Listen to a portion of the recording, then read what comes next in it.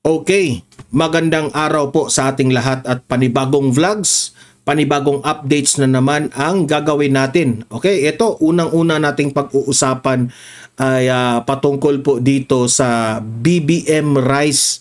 May isang netizen po na talagang sinubukan niya itong BBM rice at sabi niya, amoy ipis itong BBM rice na ito, tag 29 kilo.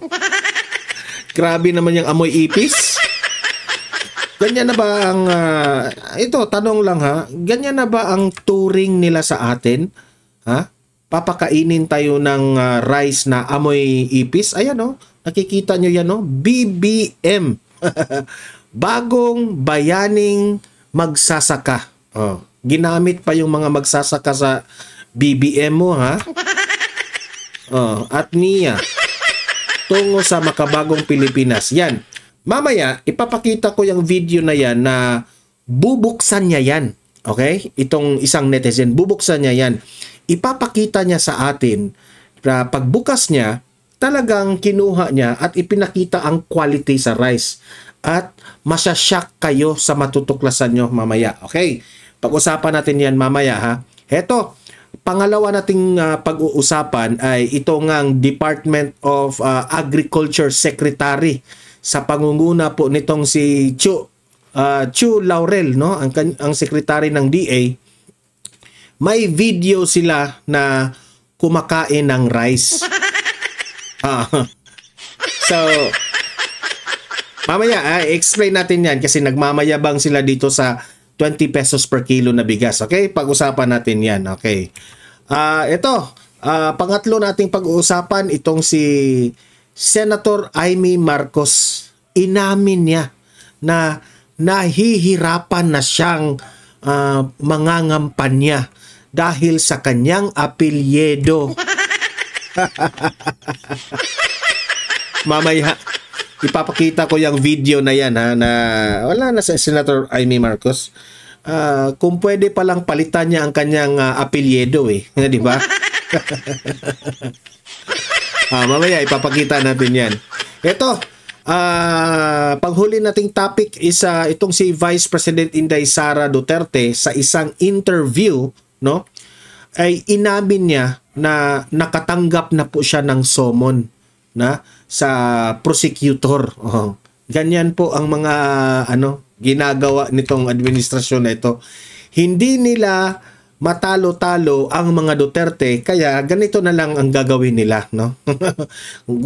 kung buti pa nga, ikulong nila ang kanilang kalaban, gagawin nila yan kung pwede. Ay nako. Okay, pero bago ang lahat, no? Bago natin ito pag-uusapan, help me po muna na i-like at saka i-share itong ating video para kakalat ito sa taong bayan, okay? Mahalaga po na mag-like and share tayo sa Donmar TV. 1, 2, 3, go! Ayan, thank you very much. And also guys, sa mga bago pa lang dito sa aking channel, mag-subscribe na po kayo para lagi kayong updated sa mga balita. And at the same time, ma-notify ang inyong mga cellphones kung meron tayong breaking news, meron tayong bagong uploads, and at the same time, kung live ang ating channel, malalaman ninyo. Okay? So mahalaga po na mag-subscribe tayo sa Donmar TV. 1, 2, 3, go! Ayan, nakasubscribe na ba tayo? Okay. Unahin muna natin itong video ha, na BBM rice. Amoy ipis raw ito. Tingnan natin kung totoo ba ito. Kasi, ito ha, ito yung mga videos na ipinakita mismo ng mga netizens natin at sinishare ito sa Facebook. Baka sasabihin na naman ito ni Claire Castro na fake news ito. Hindi ito fake news. Kasi may ebidensya tayo na ipinakita hanggang dulo na sa simula sa pagpunit ng tawag natin yung sack of rice na yan hanggang ipinakita niya, no, sa kanyang kamay. Eto, panoorin natin. Play. Meron tayong BBM rice. Yan, tag 29 ang kilo. Ayan ha. Yan ang... May isang video ito eh. Yung pag niya, yung kinat niya yung pagbukas niya dito eh. Ang bagong bigas para sa bagong Pilipinas. Yan no? Yan ang tinatawag nilang BBM rice. Ito yung ipinagmayabang ni BBM. Ang nakalagay pa dito, 29 pesos per kilo pa ito ha. Yan. Ang itsura niya ay ganito. Ito pa, sabi niya, kasi yan po ang kulay ng BBM rice na yan. Ayan. Yung itsura niya tingnan nyo. Kung makakita ka ng quality na rice, mapuputi yan, di ba? Mga puti. Pero tingnan nyo yan, Hindi ha. Hindi ko pinagtawanan ang yung rice na yan kasi masama naman yan pagtatawanan yung rice eh. Ang pinagtatawanan ko dito, yung gobyerno ba na ito yung ipinagmamayabang nila. Ay nako. Tapos ang amoy niya. Ano ang amoy? Sige, hintay tayo ha. Ano ang amoy, sir?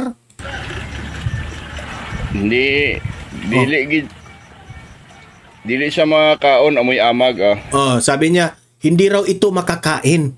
So tama pala yung sinabi ni BP Sara na pangkain lang ito ng hayop. 'Di ba? So talagang sinubukan pala talaga ito ni VP Sara. Tama pala si VP Sara kasi inamoy niya eh. Amoy amag raw. I don't know kung anong amag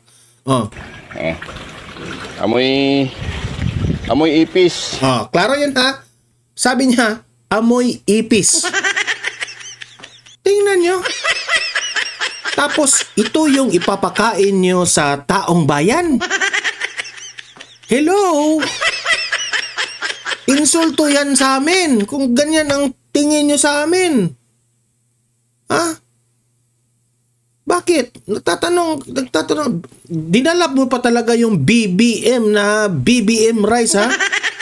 Dara, kung itong BBM rice na ito ay bulok at mabaho, that really reflects on you, BBM. Kung bulok at mabaho yan, meaning to say, ikaw rin bilang presidente, bulok ka at mabaho. Diba? Insulto ito sa taong bayan. Tapos nilagay pa dyan, 29 pesos per kilo pa ito.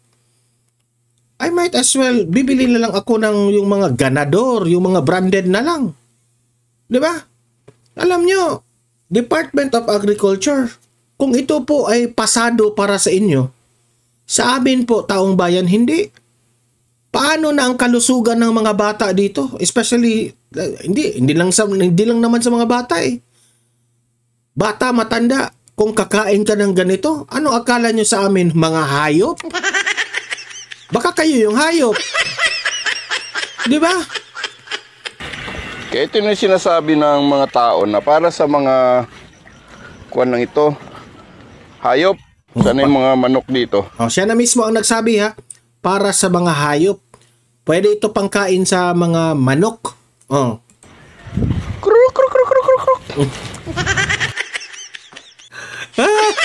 Pinakain talaga ni Kuya. Alam niyo no? Alam niyo itong administrasyon na ito. Kinikriticize kayo ng mga vloggers. Kinikriticize kayo ng taong bayan. Hindi para siraan kayo ha. Kinikriticize namin kayo para po mag-improve yung serbisyo ninyo sa tao. Wala kaming pake. Nasa posisyon na kayo. Bongbong Marcos, you have your chance already to prove na ikaw ay magaling. You have your chance. Wala ka, kung sisiraan ka namin ng sisiraan, wala kaming makukuha dyan. Wala kaming makukuha. Itong ginagawa namin na kami po ay nag-criticize dito sa mga ginagawa ninyo, especially ito bigas ito. This means na hindi po sira yan Gusto namin ipakita sa inyo na, sir naman, i-improve nyo naman yung serbisyo sa tao. Presidente kayo, Department of Agriculture, hindi ba niyo ito na monitor? Ito ha, hindi ko lang alam ha kung anong nangyari dyan. Yan ba talaga ay expire na? I don't know kung meron may expiration yan. Pero bakit nagkaganito? Di ba? Ipapaliwanag nyo sa tao. Di ba? Mismo sila nakakuha niyan. Di naman siguro, may video pa dito ba balang itong na-download ko talagang sealed yan BBM rice, sealed yan, nakalagay sa sako. Tapos ginunting niya, di ba? Scissors ba? Using scissors. Binuksan yan puto lang itong video ko. Grabe naman. Di naman kayo naawa sa taong bayan. Yan ang ipapakain nyo sa amin. Tapos, ito pa ipapakita ko sa inyo mamaya. Magpapakita ko sa inyo mamaya. Ayan. Para sa hayop lang talaga ito. Sabi niya, para sa hayop lang talaga ito. Yung mga hayop doon sa kongreso, yung mga buhaya, ipakain yan. Ha? Sir, ipakain nyo yan sa mga buhaya. Mga buhaya sa kongreso, ipakain nyo doon. Ang daming mga hayop doon Ay, nako. Ayan. Okay? Alright? So, okay? Alright? Alright na ba tayo dito? Sa totoo lang, nakakasakit tingnan itong mga ganitong bagay. Diba? Kasi po, hindi nagkulang ang mga taong bayan, ang Pilipino, tayo. Lahat ng mga binibili natin, lahat ng mga sahod ng mga guro, pulis, o kung anong posisyon mo, kinakaltasan na yan ng mga tax. Yung mga tax natin, dito yan napupunta. We don't deserve this kind of treatment sa gobyerno. Diba? Kasi tayo, ang mga Pilipino po, nagbibigay ng sapat na tax, tamang tax. Tapos yung serbisyo, ang isinusukli nila dito sa taong bayan, ganito? Wake up! Mga bangag vloggers, mga tambaluslos vloggers, mga supporters ni Bongbong Marcos, mga loyalista. Wake up! Wake up! Wake up! Ay nako. Ito naman. Ang Department of Agriculture nagpakita na sila mismo kumakain sila. Sige, ipakita muna natin saka ako magre-react. Play. Marami na ako nakain. Wala pang ulam. Sabi ni Laurel, marami na akong nakain. Nagdala sila ng rice cooker. Nagluto sila in front of the media. Ipinakita nila sa sambayanang Pilipino na yung sinasabi nilang 20 pesos per kilo na bigas ay quality. At kami mismo ang unang kakain. Kumakain sila. Di ba? Tingnan nyo. Kumakain sila. Ipinakita nila sa taong bayan. Yan ang point nila dyan. Na kami ang unang mag-testing dito sa rice na ito na 20 pesos per kilo. Puting-puti puting-puti. Kumakain sila. Play. Marami na ako nakain. Wala pang ulam yan, Sika. Pinagtawanan pa ninyo ang rice, ha? Pinagtawanan pa ninyo. Halatang halata na ginagawa nila itong video na ito. Plastic ba? Pakitang tao. Pakitang tao. Talagang, meron pa talagang counting. Okay, kakain na tayo ng rice. 1, 2, 3. 1, 2, 3. Ganon. Dapat ganon talaga, So, anong reaction ko dito? Unang-una, Department of Agriculture, hindi nyo na kailangan ipakita yan sa publiko na kayo mismo ang nauunang kumakain ng rice na yan Di ba? Kasi, hindi naman unang-una, hindi namin alam na baka itong rice na itong isinample nyo, ito yung mga mamahalin na bigas. Baka baka lang. Kasi tingnan nyo, sobrang puti, oh. Oh, sobrang maputi. Oh. Kasi kung ganyan lang ang ipapakita nyo sa amin, ha? Na ganyan lang ang ipapakita nyo sa amin na luto na yung rice, na kumakain lang kayo, paano namin masabi na yan yung ginagawa nyong 20 pesos per kilo? O talagang totoo? Yun yung ginagamit nyo? O baka quality rice yung niluluto ninyo tapos yun ang ipapakita nyo sa publiko?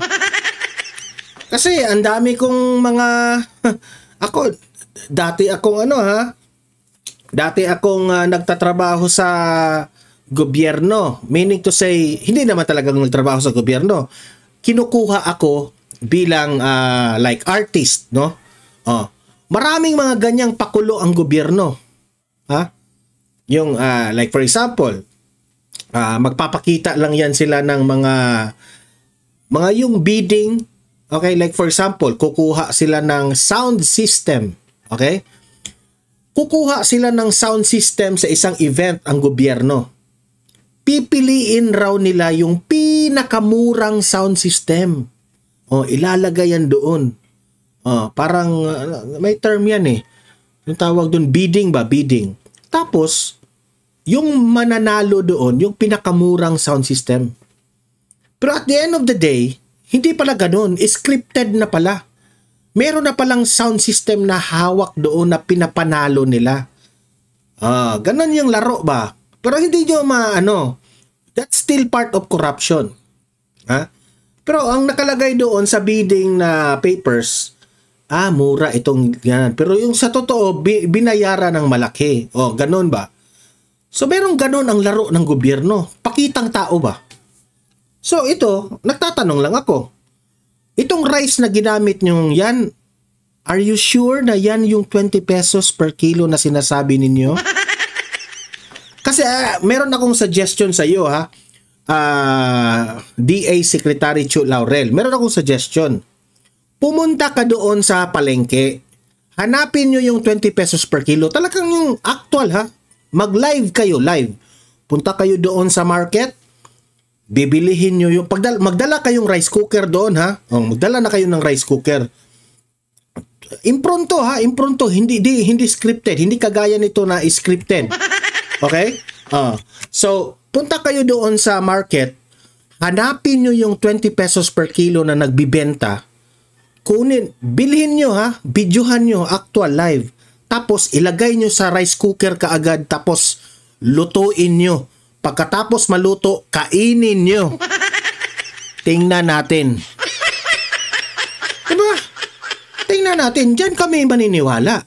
Kasi dito, di nga namin nakita kung anong klaseng rice inilagay nyo dyan.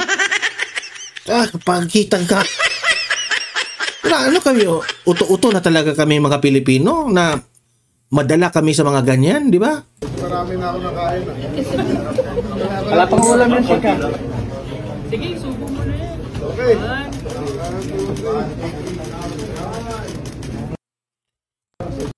Kaipala ng gobyerno. Sa totoo lang. Ay, nako. Sa totoo lang, no? Ngayon ko lang ito masasabi. Mas malala pa kayo, ha? Ang administrasyong Marcos, mas malala pa sa administrasyong Pinoy Aquino. Ay, nako. Sobrang lala. Sobrang malala talaga. So much with that, mga rice na yan. Okay. Heto, punta tayo dito sa balita ni Senator Amy Marcos na medyo nahihirapan na siya sa kanyang apelido.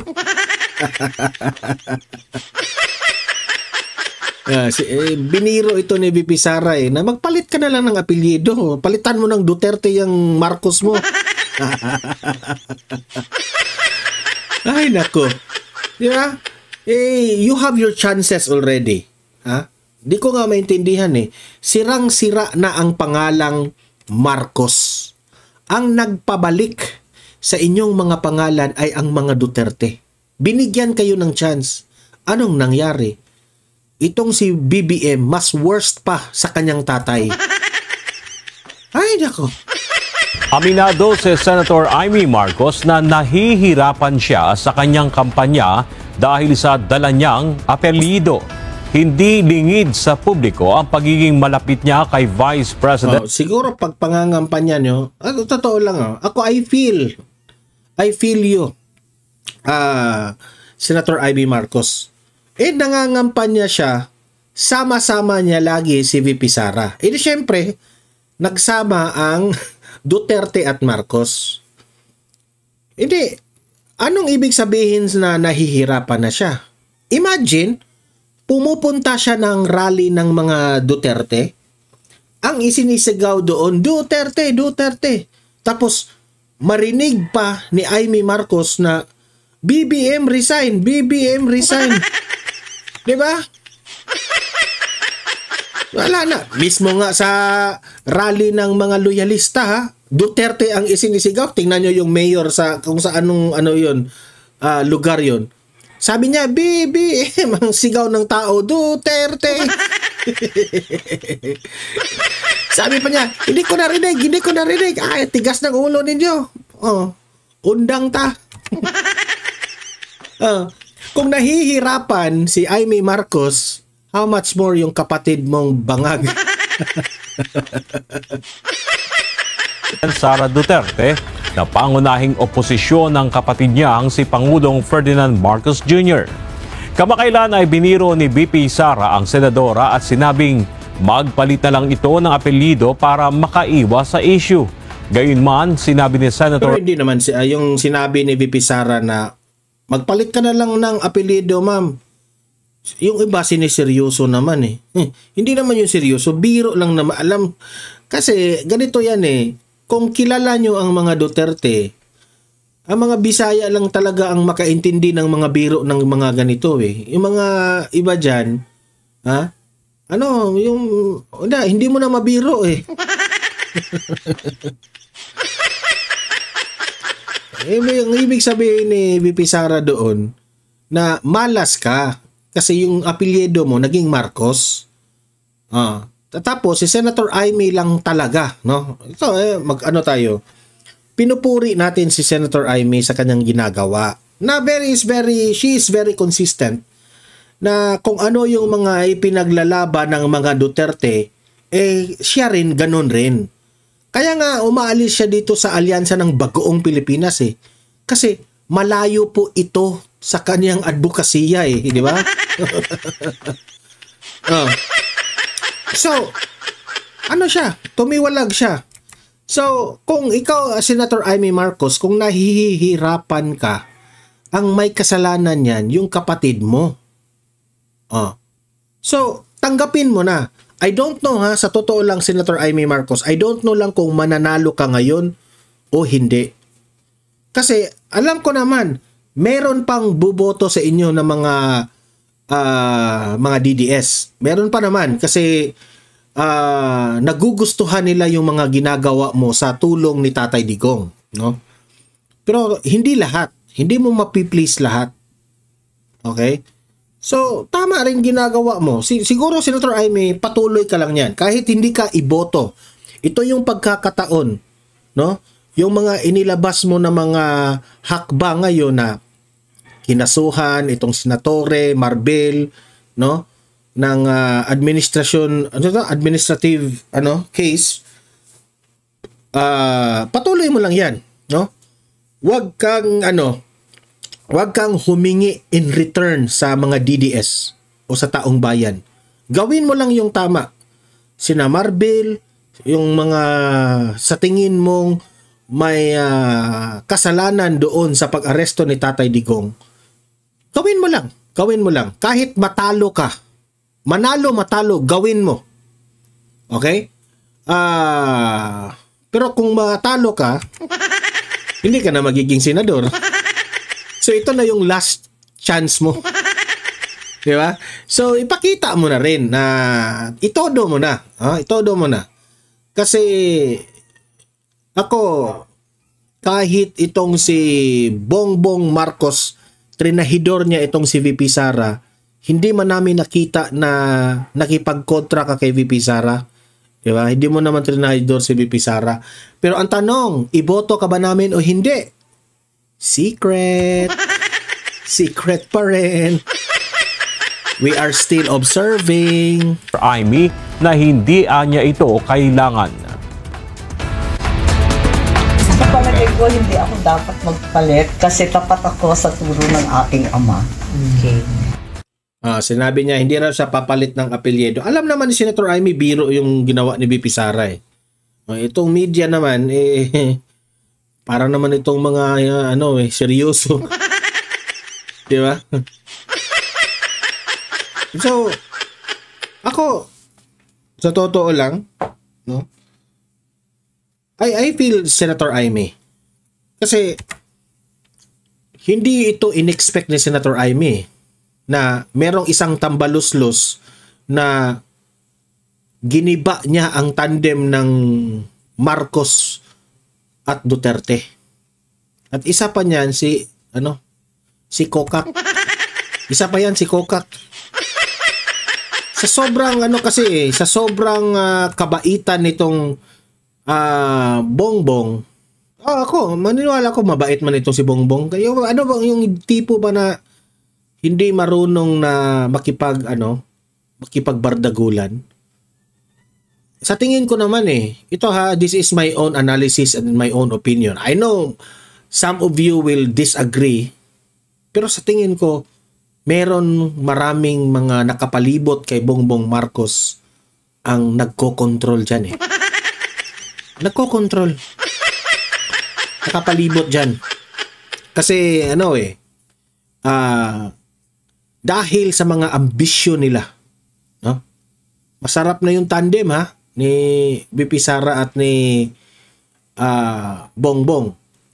Sabi nga ng iba, that will be the first time na ang vice presidente at ang vice presidente at ang presidente ay magkasundo, di ba? Before yung panahon ni Gloria Macapagal Arroyo at ni Noli de Castro, yun sila, di ba? Magkasama rin yun sila Pero nung panahon ni Pinoy at si Binay, medyo conflict yun, di ba? Panahon naman ni Duterte at ni Leni Robredo, medyo conflict yun rin So, ito na sana yung nagugustuhan ng tao na si VP Sara at itong si PBBM ay magkatandem at talagang silang dalawa ang nananalo.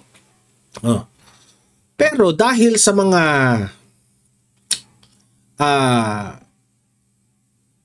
masasabi nating meron diyang mga nakapalibot na ng ambisyon na maging presidente, giniba niya. Kaya kaagad na-detect ito ni VP Sara, sinabihan niyang tambaluslos ka. Sa ambisyon mong yan, dahil sa ambisyon nitong buaya na ito, nasira ang ating bansa. Siya ang dahilan.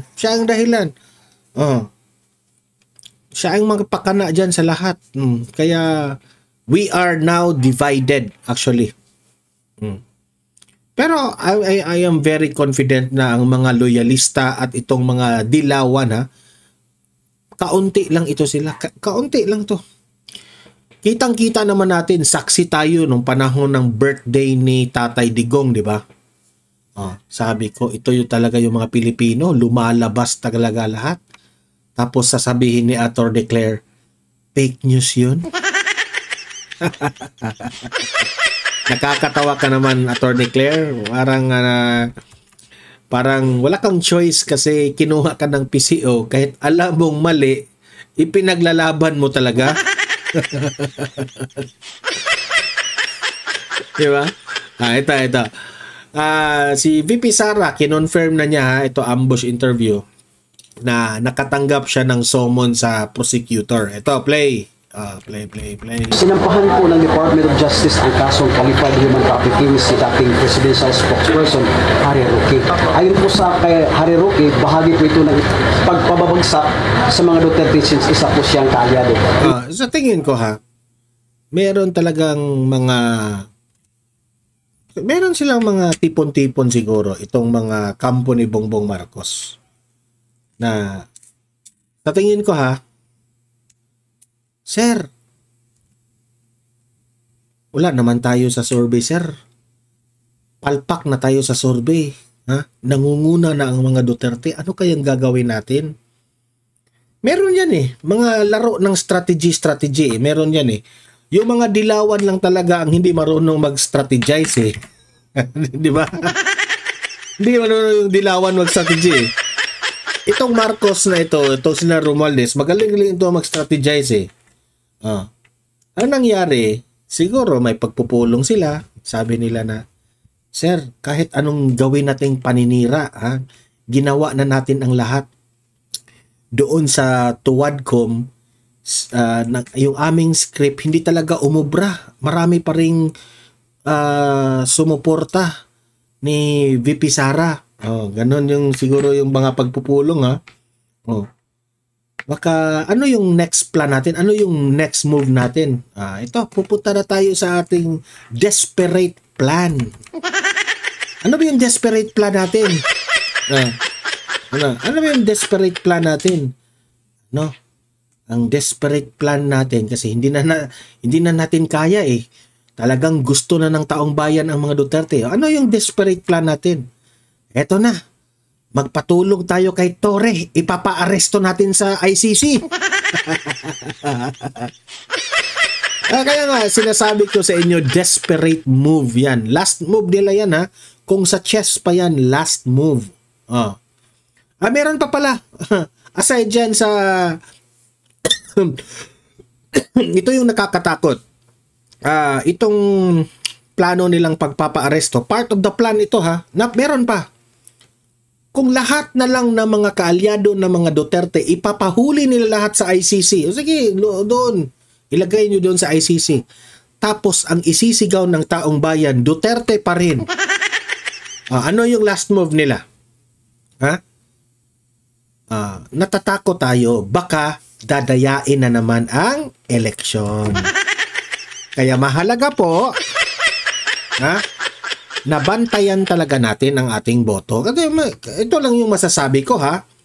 Kayong mga taga-administrasyon, kayong mga taga-COMELEC, no? I hope na you will cooperate and you will play clean. Okay? Huwag tayo doon sa mga dirty na mga dirty na mga galawan. Ha? Huwag tayo doon. Kung if ang mananalo ang mga Duterte, tanggapin natin. Kasi at the end of the day, kung meron pong dayaan na mangyayari, matutuklasan yan at matutuklasan. Kayo lang rin ang mapapahiya.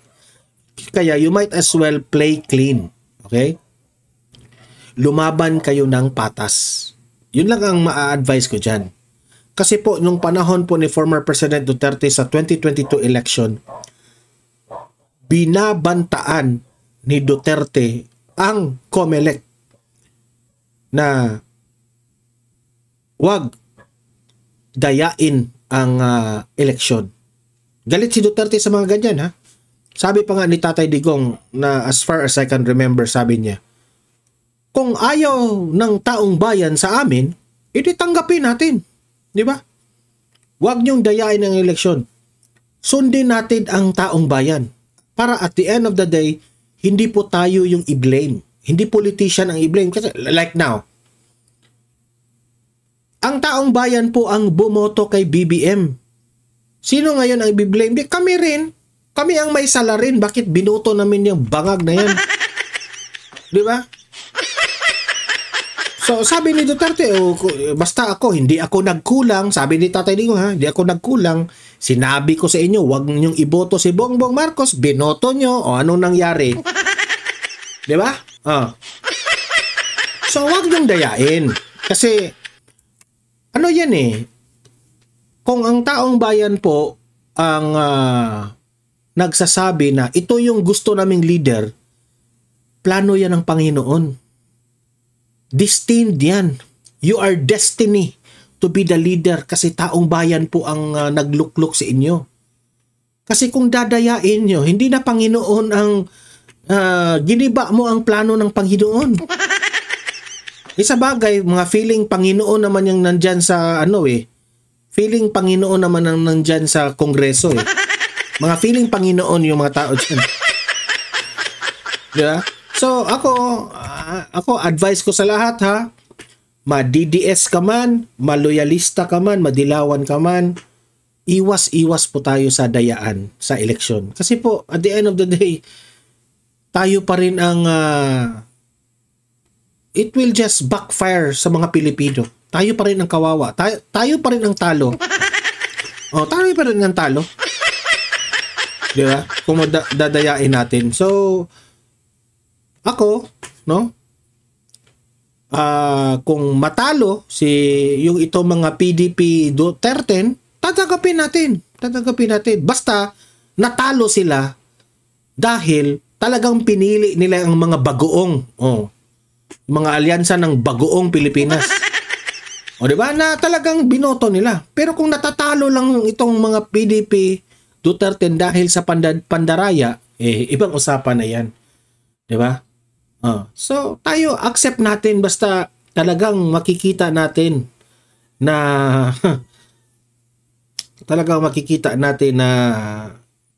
malinis po ang intensyon lahat. Ito yung binoto kasi ganyan yan. Diba? Yes. Hindi na tayo nagugulat, no?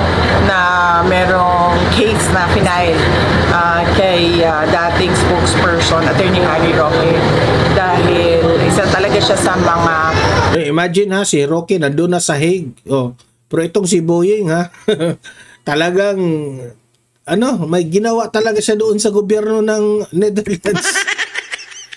Ay nako. Boying, ha?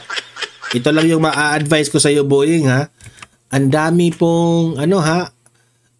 pong problema ang Pilipinas, Boying, especially sa kriminalidad sa bansang Pilipinas.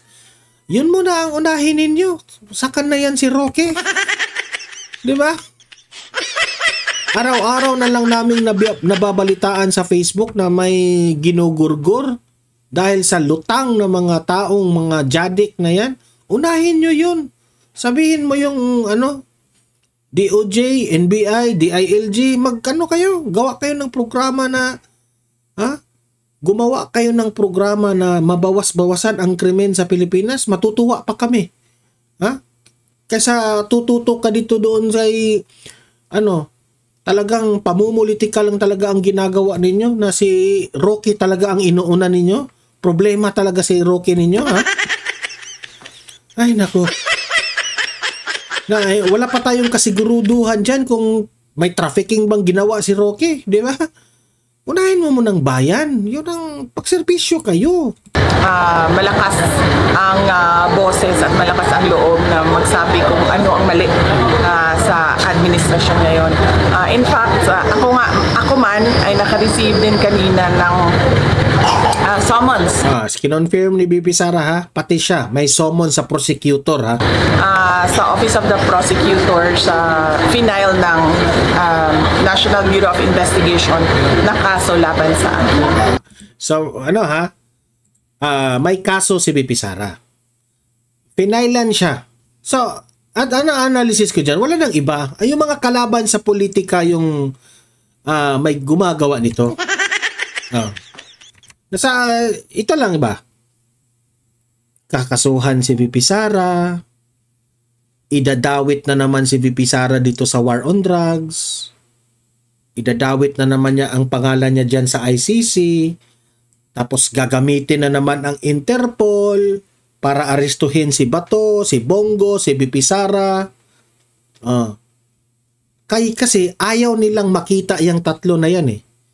Si Bato, si Bongo at si VP Sara. Kasi sobrang malakas ito ngayon sa taong bayan.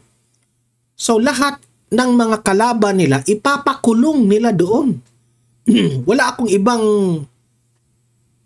pagbibintangan sa aking own analysis ha, kundi yung mga kalaban nila ng mga Duterte.